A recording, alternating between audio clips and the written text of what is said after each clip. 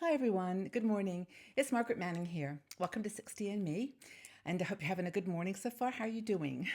How are you? I mean, I really do wake up every morning and think about you guys and hope that you're doing okay. We've got so many women now joining us from all around the world. And it just is my honor to be able to sort of sit here and share with you my favorite tea and some topic that I think is of interest and value to women our age. You know, we're women over 60. We've been around. We've lived a full and rich life, hopefully. And this is the time now where we've got some time on our hands to actually do the things that we love and enjoy life, to be happy. So hope that you are happy. That's the most important thing. Now, I am drinking my cup of tea this morning. I chose Darjeeling.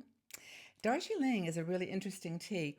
It's quite dark. I've got my glasses here. On the back, it says Darjeeling tea. Flavor and occasion. It says a light golden tea which has a character likened to the muscatel grape. It's ideal in the afternoon or as an elegant accompaniment with lunch. And it says here that you should drink it black or with a touch of milk. I love at the back it says ingredients tea, which I think is really cool. But anyway, it is a nice tea. And I'm breaking all the rules like we do. And I'm actually having it in the morning in my beautiful mug, my Darjeeling tea. So anyway, I hope you've got a cup of tea or coffee though, and you're comfortable. Sit down and relax. And I wanted to share a conversation with you that I had with one of our bloggers, Penelope Whiteley.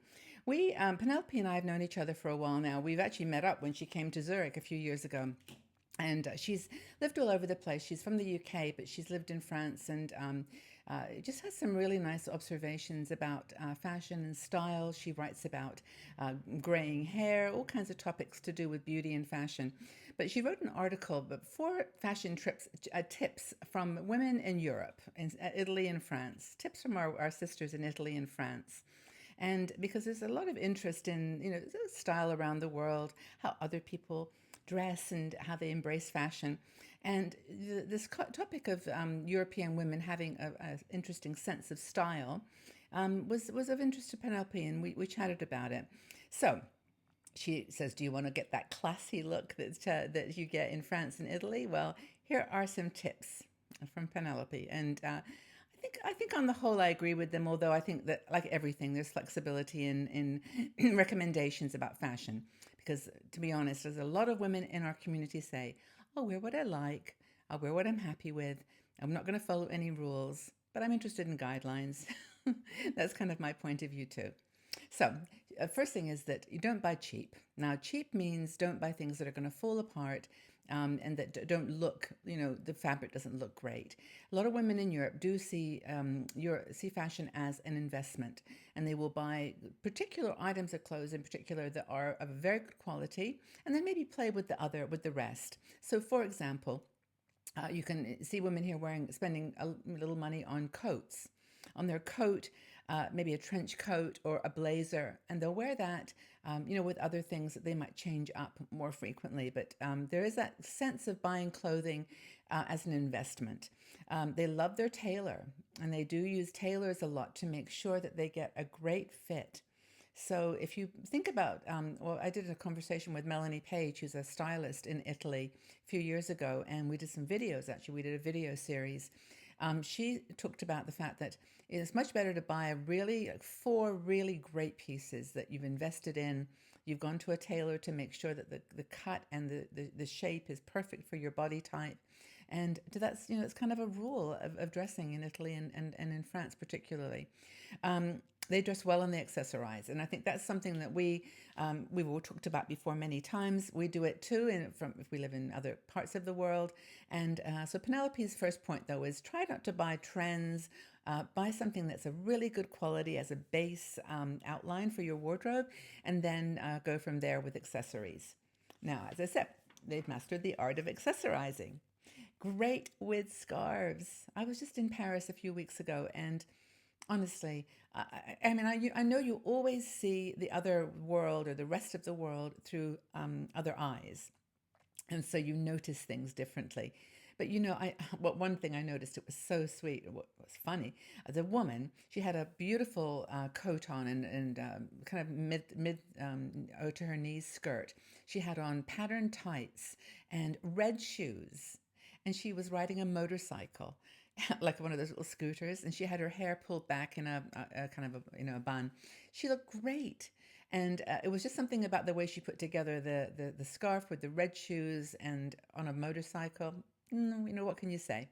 But anyway, according to Penelope's observations too, they French Italian women are great with scarves.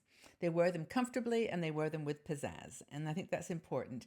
They use jewelry to lighten up their face. Don't.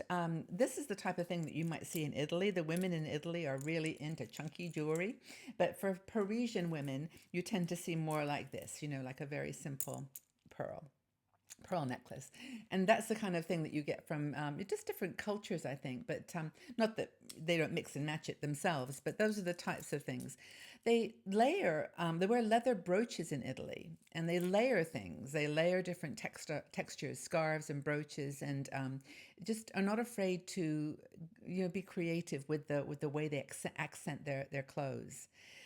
They wear a brooch in their hat sometimes, and it's not always a beret. In fact, it was funny. I was chatting with Penelope, and she said that French women don't actually wear berets very much, and it's true. When I was there, I was the only one wearing a beret, but I don't care. I just like wearing my beret. Keeps my head warm. I have it in multiple colors. I should show you my berets sometime. But anyway, my hats are my thing. But they are never boring. This is the important thing. They aren't afraid to do a touch like leopard shoes or red shoes, like I mentioned earlier. Big sunglasses. The Italian women are really into big dark sunglasses. And this is like not to hide anything. It's just to get an effect. That's all I can say. And I love it. I think it's cool. Men are the same there. They always wear the beautiful blue sunglasses, the kind that when you look at their glasses, you see yourself. Those kinds of sunglasses that they're reflective. Honestly, I think they get a memo, the men in Italy, to wear those blue sunglasses. It's like a uniform. They will look great. And there's something, again, about wearing it with pizzazz and with attitude and just enjoying it. I think that's the key thing. But they do it subtly. They're not like flashy and trying to talk too hard. I think that's the difference. Another thing that Penelope says is that women in France and Italy tend to be very conscious of their body weight and their body shape. They watch their weight. There's been several little books written on this about why French women don't gain weight, and well, they do. But the point is they do eat selectively, carefully, and they also don't eat in the evening. After dinner, they set to their meals. They eat meals and then they stop. Now the meals can go on a bit, and they also involve a glass of wine or two or three. But they actually do watch their body shape as well. So if they've got something they want to not hide, but accent something else, they know how to do that.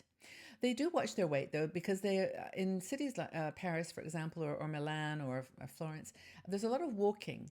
People do walk more than driving their cars, and I think that does add to keeping a healthier body shape. So I think that's walking to the shops, walking home with your groceries. You see a lot of people carrying bags, and there's certainly traffic in those places. Don't get me wrong, but a lot of women do tend to walk during the day from place to place.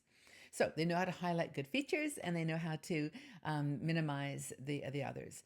They do things like, visually streamlining their body, like wearing a long necklace, to elongate their body. They wear, open jackets, instead of buttoning everything up, they leave their jacket open a bit, and they put, jewelry drawing your eye downward, or a scarf. So they have figured out ways to kind of make their good points look even better, and to sort of take your eyes away from the things that they want to maybe minimize. Another thing that Penelope comments on, which I do agree with, I noticed this too, is that the women in these countries that I visited too also tend to stick to solid colors.